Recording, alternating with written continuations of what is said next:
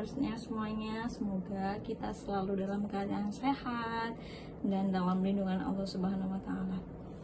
Baik, kali ini saya mau sharing kepada teman-teman semua mengenai stimming pada anak autis. Jadi pasti apalagi teman-teman yang mempunyai anak dengan ASD nggak heran, maksudnya nggak baru lah dengan kata-kata stimming. Jadi stimming itu biasanya jadi gini, melakukan kegiatan berulang atau mengucapkan sesuatu secara berulang disebut stimming.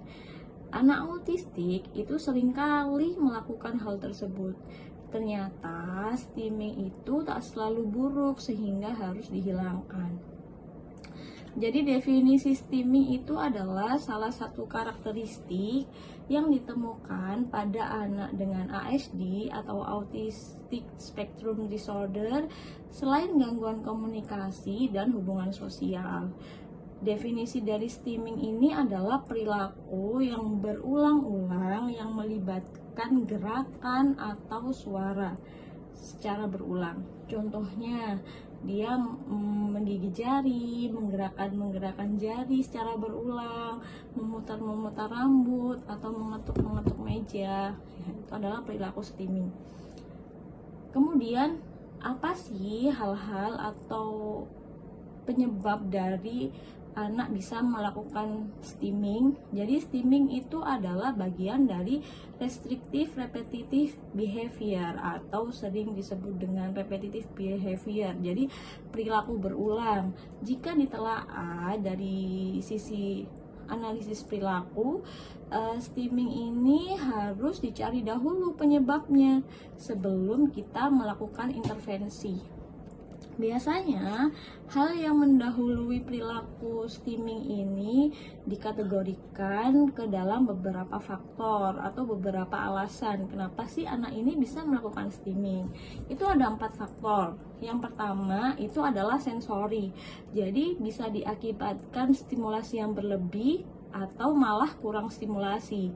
Bisa diakibatkan ekspresi yang gembira atau malah sebaliknya ekspresi yang stres, sedih berlebihan. Itu bisa mengakibatkan stimming. Jadi stimming itu tidak selalu buruk. Jika itu merupakan suatu ekspresi yang gembira selama tidak membahayakan dirinya ataupun orang lain, maka stimming ini tidak perlu untuk dikoreksi. Kita hanya bisa mengarahkan selama itu tidak mengganggu dari sisi si anak. Kemudian penyebab yang kedua itu adalah escape atau pelarian. Misalnya anak menghindar dari rasa sakit atau untuk menghindari tugas. Perhatikan lebih teliti, apakah ada kemungkinan ia menghindar dari rasa sakit? Jika iya, segera bawa ke dokter untuk mendapat pemeriksaan lebih lanjut. Contohnya beberapa waktu yang lalu, Manaf itu kita ajak ke Indomaret ya, kita beli sesuatu. Nah, di situ kan ada panggangan sosis tuh, ternyata panas di situ. Dia karena memang tidak bisa diam, dia bereksplorasi di dekat kasir, akhirnya dia memegang lah bagian panas dari panggangan sosis. Wah, dia langsung teriak. Kemudian dia langsung memasukkan jarinya itu ke dalam mulut. Itu dia lakukan sejak saat itu sampai beberapa waktu ke depan, sampai 2 jam ke depan dia lakukan. Karena apa? Dia merasa sakit di situ, tangannya merasa panas, maka dia melakukan stimming dengan cara menggigit atau memasukkan jarinya ke dalam mulut. Kemudian penyebab yang ketiga adalah attention atau mencari perhatian. Sering juga stimming ini dilakukan oleh anak karena ingin mendapatkan perhatian, terutama dari orang tuanya. Maka berikan ia perhatian lebih sering sehingga perilaku stimming itu dapat dikurangi. Misalnya, wah dia mendapatkan sibling nih, punya adik baru, kadang kan perhatian orang tuanya terpecah. Nah, itu bisa jadi dia bisa melakukan stimming untuk mendapatkan perhatian. Atau misalnya orang tuanya terlalu sibuk, dia di daycare, kemudian saat pulang orang tuanya masih sibuk dengan pekerjaan misalnya, itu biasanya dia bisa melakukan stimming. Kemudian penyebab yang keempat adalah akses pada benda atau sesuatu. Jika anak melakukan steaming karena ingin memperoleh atau mendapatkan akses pada benda, misalnya gadget, TV, atau makanan tertentu yang ia inginkan, maka ajari anak untuk memahami bahwa ia baru bisa mendapatkan akses jika telah melakukan sesuatu. Misalnya untuk mendapatkan akses ke televisi, maka ia perlu menyelesaikan tugasnya, misalnya menulis terlebih dahulu atau membaca terlebih dahulu. Misalnya dia kalau mau makan es krim, maka dia harus melakukan daily activity terlebih dahulu, misalnya bantu ibu menyapu, bantu ibu membereskan mainan, seperti itu. Jadi dia butuh akses ke suatu hal.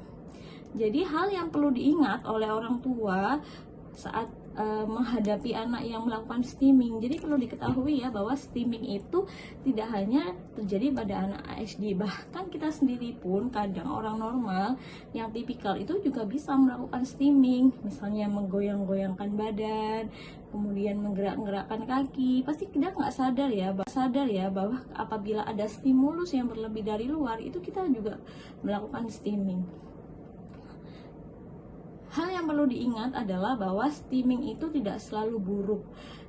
Selama tidak membahayakan anak, misalnya tidak membenturkan kepala ke tembok, berlari ke jalan raya, atau menendang atau memukul orang lain, maka hal itu tidak perlu dihindari oleh anak selama tidak mengganggu atau membahayakan anak. Dan bentuk steaming itu sendiri bisa berubah, misalnya dari berputar-putar, kemudian menjadi mengayunkan badan atau tubuh, kemudian dari menggerakkan gerakan jari menjadi gigit-gigit jari gitu ya. Jadi kenali dulu penyebabnya. Jika itu adalah ekspresi dari kesenangan, kegembiraan seorang anak itu tadi, maka itu tidak perlu untuk dihilangkan. Contohnya waktu itu saya membawa Manaf ya, kita lagi ke mall jalan-jalan nih, kan di situ rame ya, ada time zone tempat main. Nah, mungkin dia merasa bising, overstimulasi di situ, jadi dia akhirnya pukul-pukul lah. Itu mungkin dari kita orang tuanya yang belum ngerti, itu malah kita biarkan, akhirnya dia malah berganti, itu malah dia berguling-guling gitu. Itu adalah salah satu pergantian steaming, karena itu tadi penyebabnya itu tidak dihilangkan. Seharusnya kan yang bagus itu kita membawa ke tempat yang lain yang mana dia tidak merasa overstimulasi. Kemudian steaming itu akan berkurang jika keterampilan anak autis itu meningkat. Karena itu akan sangat baik jika anak autis itu selalu diajari dengan keterampilan baru, hal-hal baru yang membuat mereka itu lebih berkembang, yang membuat mereka itu lebih menstimulasi pertumbuhan dan perkembangan mereka. Jadi kita sebagai orang tua itu harus kreatif, memberikan stimulasi kepada anak. Tentunya juga sesuaikan, biasanya kalau kita membawa anak ke terapis itu pasti kita kan dibeli PR ya. Ya jangan lupa itu dikerjakan, dan tentunya kita juga bisa mencari banyak sekali bahan-bahan ajar yang bisa kita lakukan di rumah untuk menstimulasi pertumbuhan dan perkembangan anak. Selama tidak mengganggu hubungan sosial, proses dan kemampuan belajar anak, atau bahkan membahayakan diri sendiri dan orang lain, maka steaming itu tidak perlu dihentikan. Terus bagaimana tips mengatasi steaming? Ya, jika steaming ini sudah mengganggu, maka segera konsultasikan kepada ahlinya, misalnya ke dokter anak, ke dokter spesialis saraf anak, ke psikolog atau terapis untuk mencari cara yang tepat dalam menangani steaming tersebut. Kemudian kurangi atau hindari pemicunya, seperti hal-hal yang menyebabkan anak itu stres, melarikan diri karena sakit, dan sebagainya yang dinilai menjadi pemicu anak itu melakukan steaming. Dan hindari berusaha menghentikan steaming tanpa tahu penyebab awalnya, karena bisa jadi malah akan digantikan dengan steaming bentuk lain yang lebih mengganggu. Misalnya, Manaf itu waktu itu akhir-akhir ini entah kenapa dia itu suka pukul-pukul, kemudian tiba-tiba gigit. Nah, itu adalah salah satu bentuk stimming yang negatif yang perlu diperbaiki. Maka mungkin pemicunya karena dia merasa tidak aman mainannya diambil, atau dia merasa tidak aman bermain dengan temannya, maka kita harus tahu dulu itu pemicunya. Dia tiba-tiba menggigit teman, tiba-tiba mendorong teman, itu kenapa. Kemudian ajarkan alternatif yang lebih bisa diterima oleh lingkungan sosial, misalnya mengganti perilaku mengepakkan tangan, maka bisa diganti dengan memberikan mainan tekan-tekan bola-bola yang anti stres itu, atau memberikan pop it sehingga dia bisa bermain pop it sembari menghilangkan stimmingnya untuk mengepak-ngepakkan tangan. Jadi itu adalah salah satu stimming pada anak autis yang bisa saya bagikan kepada teman-teman. Apabila ada kritik, saran, tambahan, nah itu bisa komen di bawah. Jangan lupa like dan subscribe channel ini agar saya semakin semangat untuk memberikan pencerahan, memberikan sharing-sharing ilmu kepada teman-teman semua, dan tentunya semoga video ini juga bermanfaat. Terima kasih sudah menonton. Wassalamualaikum warahmatullahi wabarakatuh.